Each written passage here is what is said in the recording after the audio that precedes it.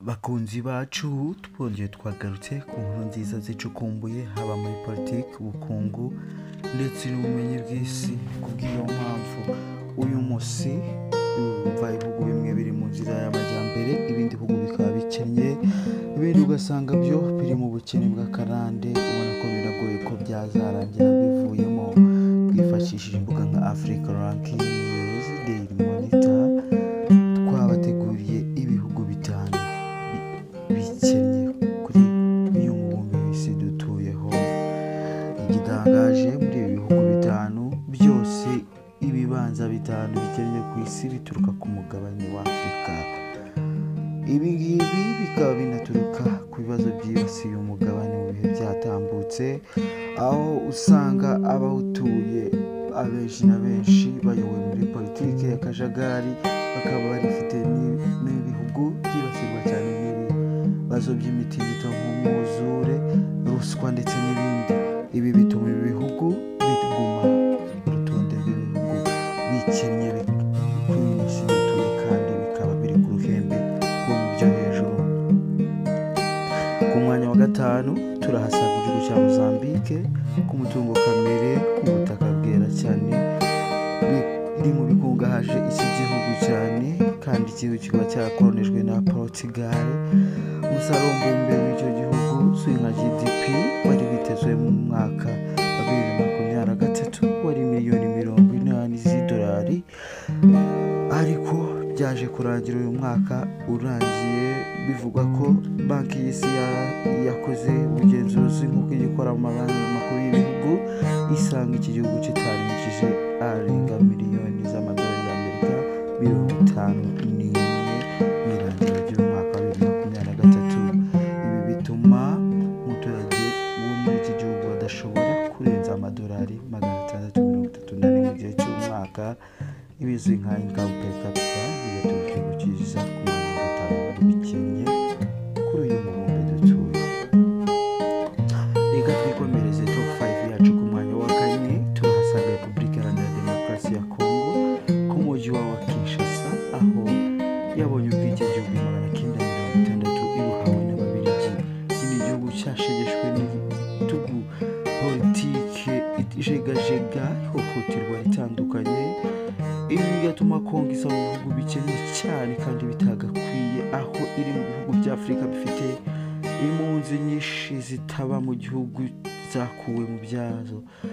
Abari hejuru ya 65% mu gihugu cya Repubulika Iharanira Demokarasi ya Kongo bakorera igihembo kiri musi cyandi kitarenze amadolari 2.5. Banki y'isi ivuga ko ubundi bitewe n'imitungo kamere nk'amashyamba meza cyane, amabuye y'agaciro ndetse n'ubutaka bw'igitangaza buri muri iki gihugu, kitagakwiye kuba kiri mu bihugu bikennye ku isi, ariko bitewe n'impamvu zavuzwe haruguru kiri mu bihugu biza mu bikennye muri Afurika ndetse no ku isi hose. Ahari mu gihe kandi kiri mu bihugu bya mbere byohereza ubutare bwinshi ku isoko mpuzamahanga, zahabu ndetse n'ayandi mabuye y'igiciro menshi. Ntagutindiye kandi nk'uko dusanzwe tugendana neza, reka dukomeze top 5 yacu. Ku mwanya wa gatatu aho tuhasanga igihugu cya Central Africa Republic. Iki ni igihugu kigihangaye muri Afurika ndetse no ku isi, aho gikungahaye ku bucukuzi bwa zahabu, ibitoro, uranium ndetse na diyama ku rwego rwo hejuru, kandi iki gihugu gituwe n'abaturage batari benshi cyane. Igihugu cyabaronejwe n'Ubufaransa ahahinga mu mwaka wa 1960. Mu mwaka wa 2016 nacyo cyatoye Perezida Touadéra, wari witezweho impinduka zihambaye cyane mu gukemura imidugararo yakundaga kuba muri iki gihugu hagati y'Abayisilamu n'Abakristo. Faustin Touadéra, ibi nibyo yari yitezweho. Iki gihugu umuturage wacyo ashobora kwinjiza atarenze amadolari 365 y'Amerika mu gihe cy'umwaka, bigatuma kiriza mu bihugu bitanu bikennye, by'umwihariko ku mwanya wa gatatu. Reka dukomeze. Ku mwanya wa gatatu turahasanga Sorigato, ku mwanya wa kabiri turahasanga igihugu cy'u Burundi kiri mu karere ka Afurika y'Iburasirazuba. Ni igihugu kidakora ku nyanja, ntigifite n'imitungo nk'uko twagiye tubibona mu bihugu byo hejuru, haba peteroli cyangwa amabuye y'igiciro. Iki ni igihugu cyabayemo intambara z'abaturage izizwi nka civil war kuva mu 1993 kugeza hafi 2005. Ingaruka z'ibi byose zagiye zitera ubukene buhambaye muri iki gihugu, bikagishyira ku mwanya wa kabiri mu bikennye ku isi, kuko abarenga 80% mu gihugu cy'u Burundi batunzwe no gukora imyuga ya gakondo nk'ubuhinzi ndetse n'ubworozi budateye imbere. Ibi bituma iki gihugu mu kugira ngo cyinjize amafaranga biba bigoye cyane, kikaba kiri mu bihugu bikennye biri munsi y'ubutayu bwa Sahara.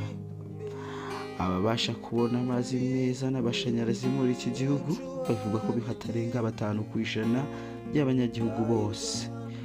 Ibiri nyuma yaho u Burundi bwagiye bufatirwa ibihano bitandukanye mpuzamahanga, bigatuma n'ifaranga ryabo rita agaciro cyane, hakabitumbagira ry'ibiciro rihambaye cyane, aho izamuka ry'ibiciro rigeze ku kigero cya 22% muri iki gihugu. Reka dusoreze ku mwanya wa mbere aho tuhasanga igihugu cya Sudani y'Epfo, aho usanga muri iki gihugu imibereho itari myiza yiganje cyane. Igihugu cyagiye kirangwamo ihohoterwa ridasanzwe kuva cyabaho muri 2011. Ni igihugu kidakora ku nyanja na gato ariko gikungahaye kuri peteroli. Iki ni igihugu gituwe n'abasaga 11,900,000, basaga 0.15 by'abatuye isi yose. GDP cyangwa umusaruro mbumbe w'iki gihugu ungana na miliyaride 6.5 z'abanyamerika, aho umuturage muri iki gihugu adashobora kurenza amadolari 455 ku mwaka. Akaba aricyo gituma iki gihugu kiza mu bihugu bikennye kandi kikabimbura ibindi muri 2024. Katubibutse ko iki gihugu tariki 9 z'ukwa karindwi 2011 aribwo cyatoye Perezida Salva Kiir Mayardit. Perezida bivuga ko ahembwa miliyoni 60 z'idolari ku mwaka, zikaba zingana na 45 z'amafaranga akoreshwa muri kiriya gihugu cya Sudani y'Epfo. Perezida wa kiyoboye bwa mbere igihugu kikaba gishyirwa ku mwanya wa mbere mu bihugu byibasiwe n'ubukene bukabije.